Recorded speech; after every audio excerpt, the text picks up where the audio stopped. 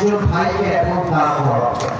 Let me see কাকে দাঁড় করানো যায়। কেউ দাঁড় হওয়া একটু হাত তোলো তো। দাঁড়াতে চাও? এক্সাম্পল দিই, উদাহরণ দিই। হ্যাঁ, শোনো এত বিয়ে হয়ে যাবে না। ভাইজান, আপনার নাম কি ভাইজান? নাইম বাসার।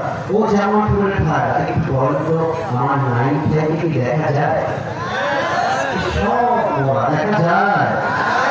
এই নাইম হচ্ছে অত্র এলাকার এক বিখ্যাত পাপড়ি নেতা।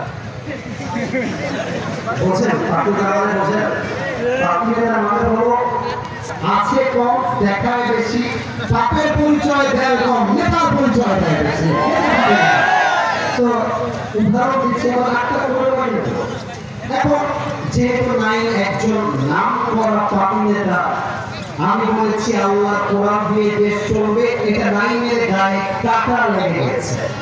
আমি যখন গাড়িটা নিয়ে জামালপুরের শহরের রোডে উঠবো, গাড়ির সামনে একটু আমাকে খেয়াল না করলে অভিনয় বুঝবেন না, আয়াতের প্রেক্ষাপট তাফসীর বুঝবেন না। আমার দিকে বডি স্ট্রাকচার আমার দিকে খেয়াল করে।